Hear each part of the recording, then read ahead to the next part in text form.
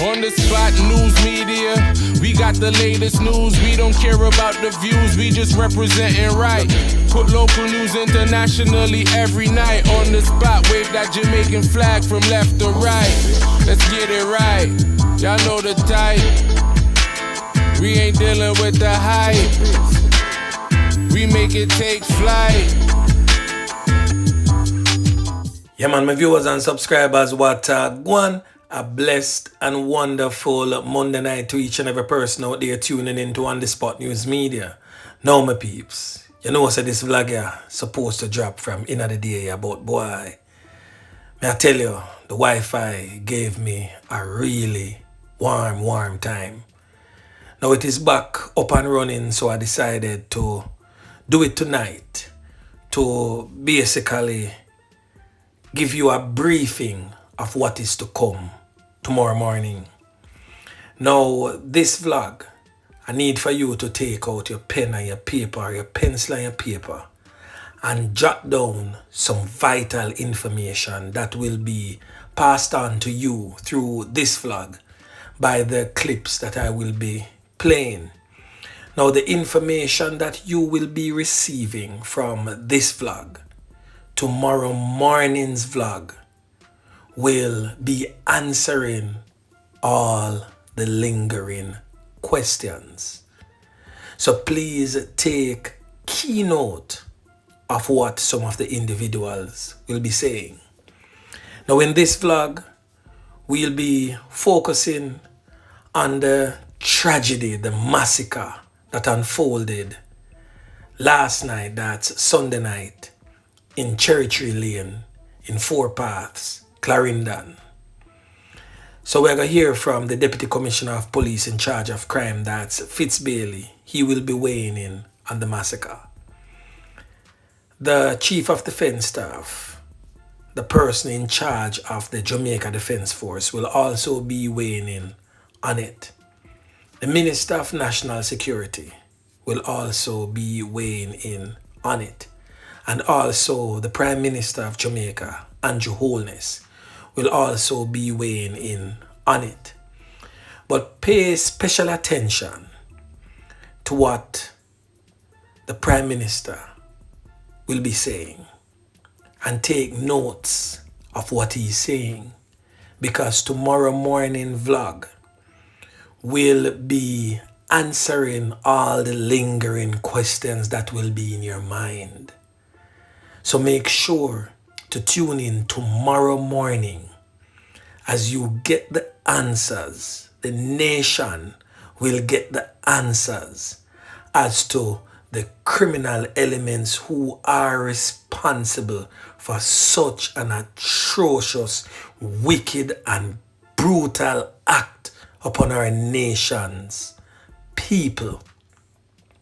On the Spot News Media will be giving you the much needed answers to the questions, as in who orchestrated this brutal onslaught and where is it coming from, what's the reason behind it.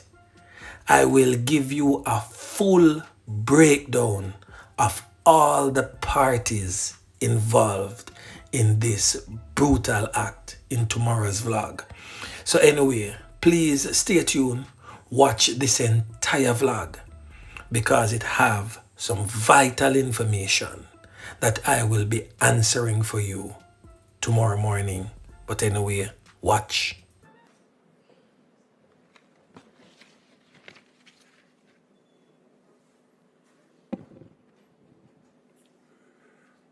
Honorable Prime Minister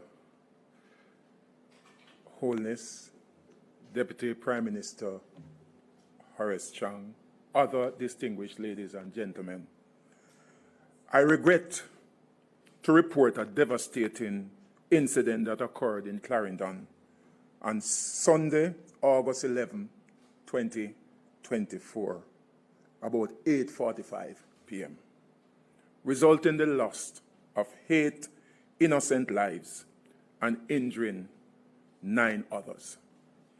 The attack carried out by armed men in motor vehicles targeting 2 gatherings, leaving a trail of destruction and chaos. Tragically, 1 child is among the deceased and another is among the injured. Preliminary investigation suggests that the attackers used high-powered firearms indiscriminately, firing on the gatherings. Our team are working tirelessly to identify the perpetrators and their motives. We have deployed additional resources to the affected area to maintain order, provide support to the victims' families, and ensure the community safety. There was a birthday celebration being held by a 31-year-old bar owner of Cherry Tree Lane for her boyfriend, a 24-year-old mechanic of Cherry Tree Lane. Several persons from the community gathered at the celebration. Whilst at the location at First Lady's headquarters, a white Axio motorcar, registration number and letter not yet ascertained, drove up. 3 men alighted with rifle and handguns. The gunmen opened fire at the group of persons who ran in different directions. After the shooting ended, it was discovered that several persons were shot and injured. They were taken to the hospital, and at the end of the count, 8 died, including an 8-year-old boy, and 9 were injured, including a baby of 1 year and 8 months. The police is following a number of theories and line of inquiries. At this time, I am unable to get into those details, but I guarantee you that we will ensure that the perpetrators are brought to justice. We are confident in the ability of the law enforcement agencies, and we are following some significant lead. This incident is so tragic, is a significant attack on, I consider, the state. And as I said yesterday, its intention is to create intimidation and fear within the community. We have imposed a curfew in the area, and we will be engaged in a lot of activities to ensure that those who are responsible are brought to justice. We will identify and locate the suspect. We will ensure to mitigate any form of reprisal by our presence. And I will appeal, and we are appealing to the public. If you have any information, please pass it on to us. This senseless act must be dealt with swiftly and proportionately. And the JCF and the law enforcement agencies are committed to ensure that that is done. Thank you.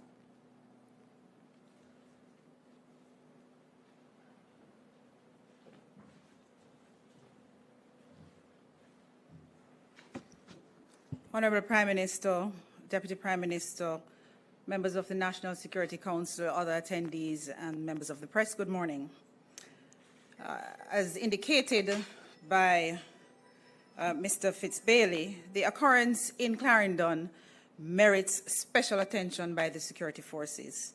And consequently, in addition to all the ongoing anti-gang task force operations and other security operations, I've directed a specific team to treat this particular incident.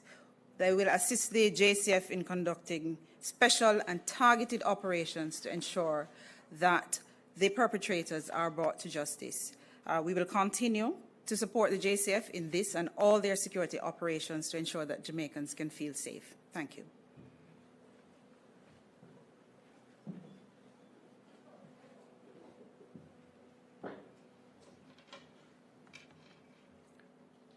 Honourable Prime Minister, Head of Security Forces, this most brutal and reprehensible act by criminal gangs in central Clarendon is totally intolerant. It's designed to disrupt and terrorize an entire community. We will respond with the most severe action to disrupt the criminals and reassure the law-abiding citizens. Intelligence indicates inter-gang collaboration in these areas, and I have accepted recommendations from the security forces to have extensive areas of curfews across the central, southern Clarendon, south and northern St. Catherine, where gangs collaborate. This incident comes at a time when the security forces have been doing extensive work in these areas. In fact, in all the 3 police divisions, there have been significant reduction in homicides. Clarendon, in fact, enjoys a 39% reduction in homicides for this year, reflects hard, coordinated work between all elements of the security forces, intelligence, operation, and the geographic divisions. The overall reduction in homicide was at 17% up to yesterday before this particular incident. The month of August, in fact, had a significant continuation of the fall in homicides. In fact, we're 29 behind before this particular incident, 23 compared to 54. That kind of reduction brings a level of calm to our communities. This kind of terrorist activity is designed to disrupt that. The death of one child and the injury to another one is particularly traumatic to the community. Not only intolerant, but will involve the strongest measures from the security forces. We value the lives of our children. All elements of the security forces, Jamaica Defence Force, the Constabulary Force, supported by MOCA, will be mobilized, led by the police force, of course, in the areas identified. They'll have the full support of the government. We'll find and apprehend, disrupt, and degrade the criminal gangs as is required. The social support services of government will also be brought to bear in the relevant community of Cherry Tree Lane and across the areas where the gangs have taken action to disrupt the lives of our citizens. All action will be started immediately, and the security forces provide those. I will, in fact, as I said, accept the recommendation for extensive curfews across the central, southern Clarendon, north and south St. Catherine as required to give the police the required powers to find, apprehend, and disrupt the gangs in these areas. Thank you.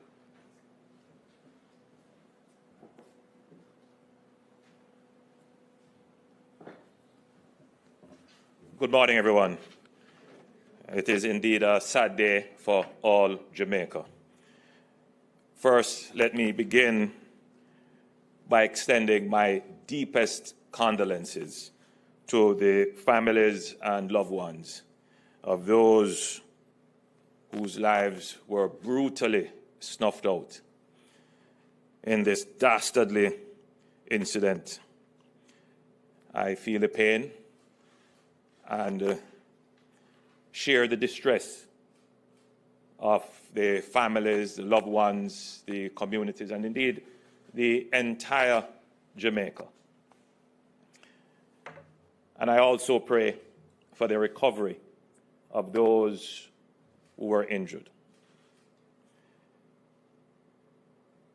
I stand here today with firm resolve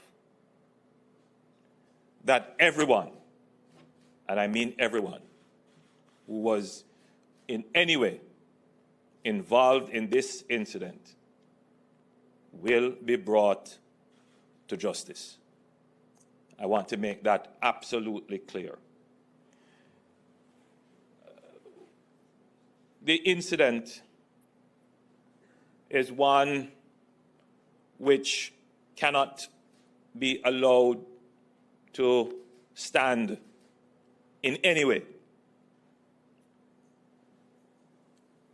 lest it become the normal routine of criminals.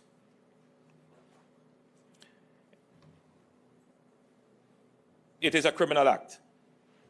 It is against our laws. It is an attack on the public order. But I want you to consider for a moment that it goes beyond the victims. It goes beyond the community in which it was perpetrated. It is an attack on every Jamaican. It is an attack on every community. The intention was not only to harm the victims. The intention was not only to spread terror in the local community. No, this act is designed to spread terror in the nation. This is an act of terror. So it can't be treated as ordinary criminality. And that is why we convened the National Security Council this morning. We deliberated for much longer than we had anticipated because there are many issues involved, issues which we will not go into today, but which the nation should be assured that we are examining all dimensions of this terror act. We know that persons overseas are involved and connected in this act. We know that persons who are incarcerated presently have connections in this act. We know that multiple gangs are connected and involved in this act. Every gang, every person who in any way facilitated, provided the arms, or were involved and pulled the trigger themselves, we will find you and we will bring you to justice. I want that to be absolutely clear. We will not treat this as another criminal act. We will treat this as an act of terror. Therefore, we have given directions to the security forces to launch an all-out assault on the gangs that are involved, indeed any gang that is involved. There is no way that 8 persons can be killed in one incident in Jamaica and the state stands as if nothing happened. No.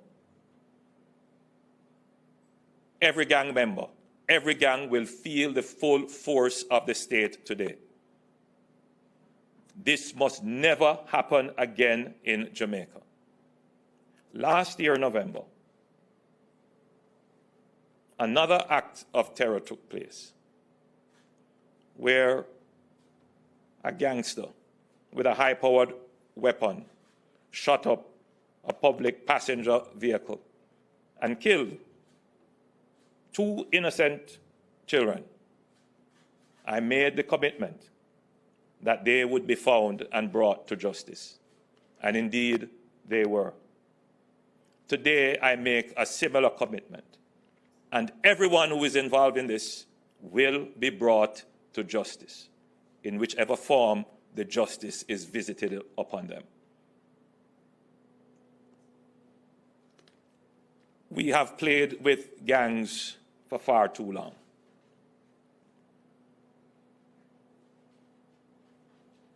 We have treated them as if they were Robin Hoods. Communities have been too sympathetic to them.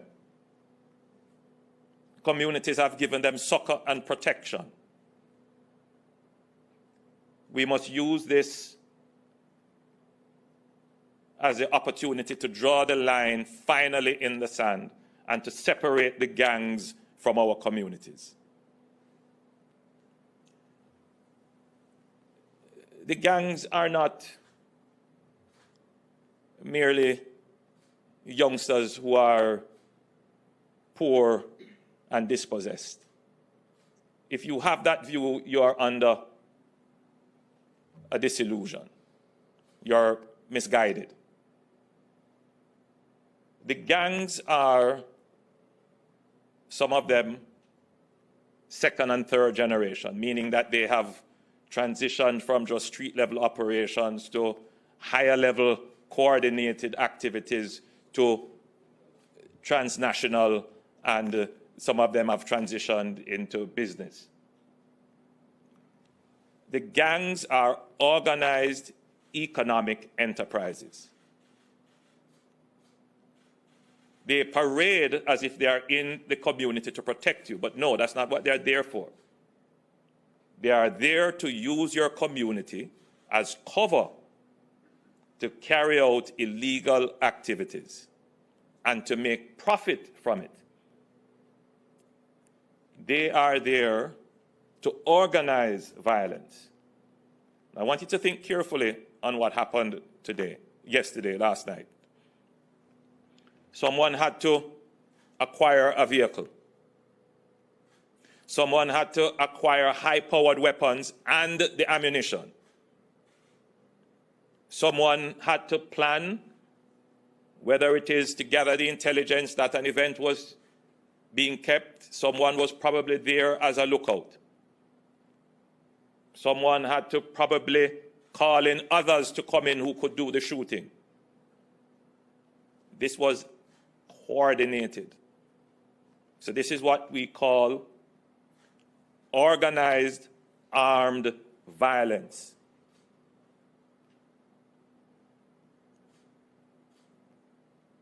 And this level of planned, organized armed violence must be addressed unequivocally. It is not a problem affecting Jamaica alone. It is becoming a feature right across the Caribbean and Central America, and indeed in Latin America generally, and even in North America. So we cannot allow this incident to be treated merely as another criminal act. It is not merely a criminal act. Organized armed violence is an act of terror, and we must treat them as criminal terrorists. So the security forces have been given the direction. Operations are already underway from all levels. Intelligence, from the kinetic operations in the field, to seeking the support of our partners to get those who are overseas, who are facilitating and directing and funding the criminal operations here. No stone will be left unturned. I want to give the Jamaican people the reassurance that your government will use this as the opportunity to deal with the gangs once and for all.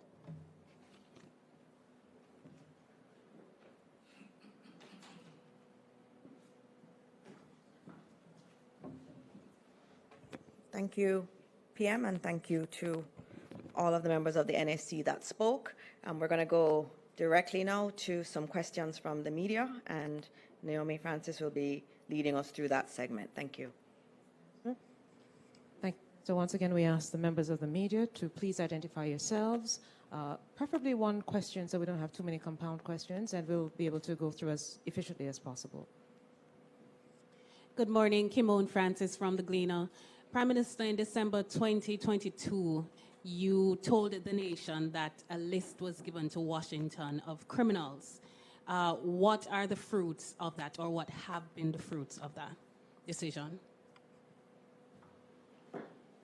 Yes, I made 2 trips to Washington, where I met with the Department of Justice, and we have provided those lists, 31 names, I believe, and they are still under, well, I don't want to say too much, but the corporation with our partners continue. And as I said, I have to be very careful what information I give. But certainly, the cooperation continues with the Department of Justice, and indeed with all the other agencies. By the way, when we visited the Department of Justice, we met with several entities in law enforcement in the United States, and our cooperation continues with them, which is why I've said that in this particular instance, where we know that there are connections overseas, we will be pursuing it, given the channels that we have opened with our cooperation with our overseas partners. Next question. Good morning. Alyssa Willis from The Observer. PM, just yesterday or today, we reported on the efforts as it relates to prosecution of individuals who facilitate the introduction of prohibited items behind bars, so the cellular phone devices. It was mentioned this morning that there was activity from behind bars linked to this particular incident. I just wanted to know, you did say that you would be addressing it at all levels, but as it relates to the participation of whether correctional officers or so on in getting these prohibited items into the hands of inmates, what will be the focus there? Well, there are two issues here. One is legislative. We made an amendment to the law. My recollection, I believe it would have been Minister Chang, if you could give us an explanation on that. I think we made an amendment to the legislation. There is a new legislation being drafted for the Corrections Act, which will incorporate the whole business of how contraband is treated with. But from an operational standpoint, as I've said, all dimensions of this incident is being reviewed. So the persons who pulled the trigger, to everyone who facilitated, to everyone who is presently hiding, and everyone who knows where they are and do not communicate it to us, you become implicated in the stream of facilitation of this crime. So let me take this opportunity, therefore, to ask the public for their cooperation. If you know anything, please tell us. If you have any information, even if you believe it's of no use, please let us know. And for those persons who may think that they are safe in hiding these persons who have committed the crimes, you are mistaken. Minister, you want to say something? Yeah. The act was amended in 2021 to ensure that we can more severe penalties for those who breach the act and take banned goods into the prisons. Work is being done to strengthen various activity. In fact, we have just concluded a contract to introduce the camera system and more extensive system in the correctional system and to build out the intelligence service within there. The work is proceeding. We have a new Director of Corrections who has extensive experience in the security area, and they're working with the entire correctional service to, in fact, strengthen our intelligence product from the area, as well as, and apply the law as required. That's it. Williams from Television Jamaica. I'm not sure ACP Bailey would be able to speak to this in regards to DCP, sorry. In regards to whether or not, I know it's early days, a motive or the intended target has been established as yet. And also we tend to shy away from the term mass murder. Would you say this is in fact a mass murder? If I may, I will answer the last question. We believe it's an act of terror. The Prime Minister made reference to criminal terrorism, and we believe that is an act of terror. We have established some motives. We believe that it is gang-related, reprisal for the death of someone who was killed in Clarendon, but I don't want to get into too much detail in respect of that, but we have established motives. Well, DCP, I think you might also want to make an appeal to those persons.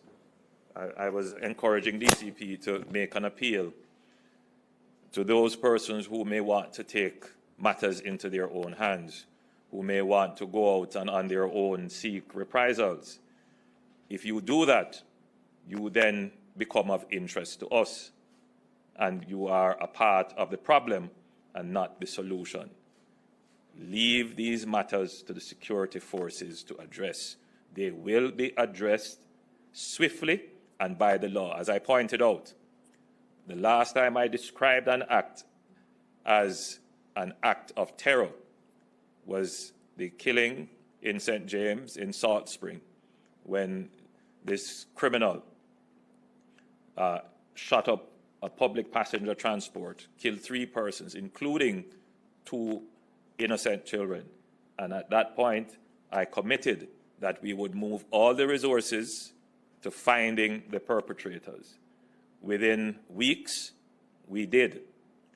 And I'm not giving myself weeks. I've said to the DCP Bailey that we must start to see results very soon. Thank you, sir. Next question. Good morning, Natalie Campbell of Area FM.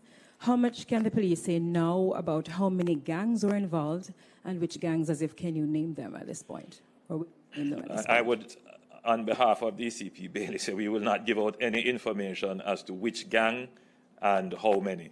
What I will say is that, on behalf of DCP, just quickly, that our activities as it relates to treating with gangs has been very successful. We had on our books, DCP, remind me, we had about almost 380 gangs, active gangs. Over the last 2 years, we have eroded that down to about 250 gangs now. So our actions have been yielding results. This incident runs against the trend of what we have been doing. But what it shows is that even as we are degrading the gangs, that the ability for gangs to organize and arm themselves and produce violence that goes beyond the victim to affect a nation, that capability still exists, and therefore we must intensify our operational intelligence and strategic stance to further erode and eliminate gangs from our society. Good morning, Prime Minister. Ricardo Brooks, Nationwide News. Hear you on the short-term operational measures that will be pursued. But over the long term, what has happened to the enhanced security measures bill that was supposed to be brought to Parliament? Has your administration abandoned that? And you've used the word terror and terrorism frequently this morning. Do you think it may be now time for you to codify in legislation that these people who commit these kinds of crimes should be labeled or designated domestic terrorists and give the security forces special powers to treat with them? Grateful for those questions, Ricardo. Firstly, my response here is not short-term, though it is immediate. This will be the operational and strategic stance of the JCF, the JDF, MOCA, and all our other intelligence modalities going forward. What I have declared here is a total assault on gangs in Jamaica. I want that to be clearly understood. Operationally, they must go after every gang in Jamaica. The gangs that have been identified as being directly responsible for this action are connected with other gangs. And so we must pull the thread to where it leads. So today, every gang leader should take with themselves.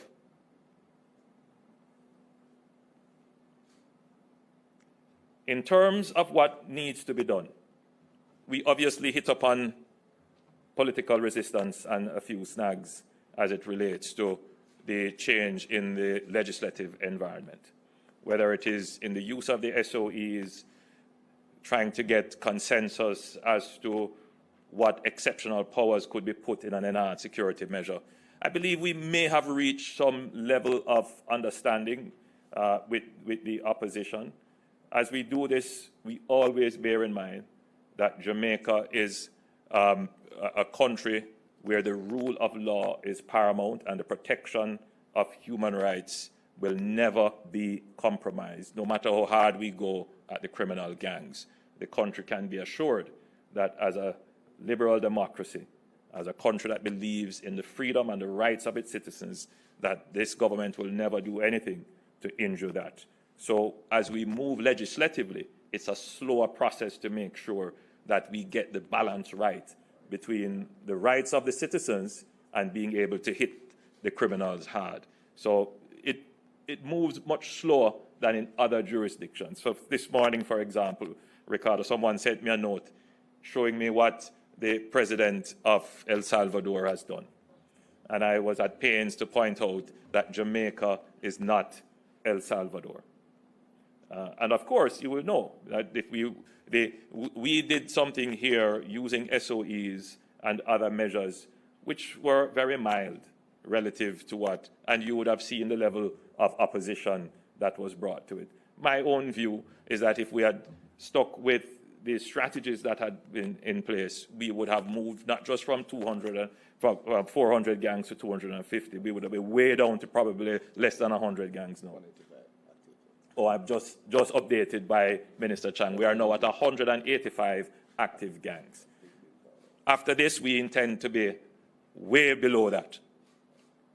So the security forces have now been given, after our National Security Council meeting, the directive, go after every single gang, erode them.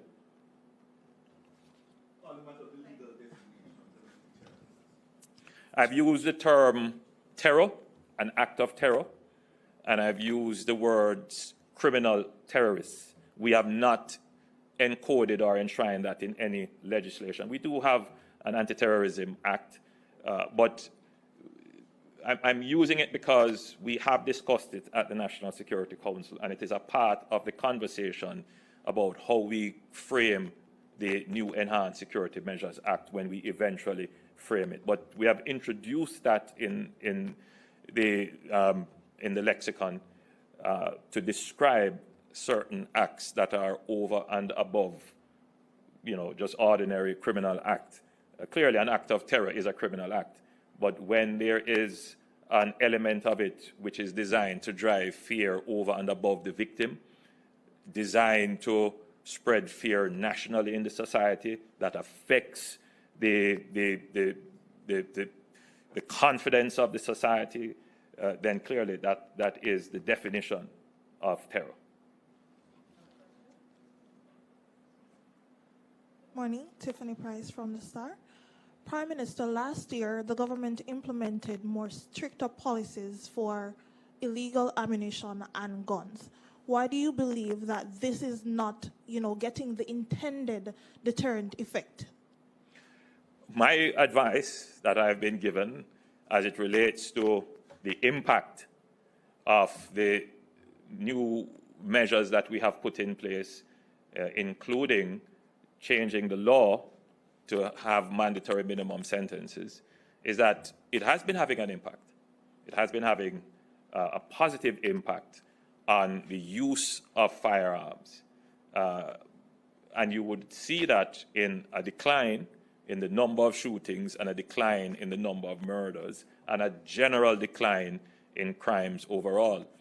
Remember, you're dealing with a problem that has emerged for the last 50 years. It is not going to overnight disappear.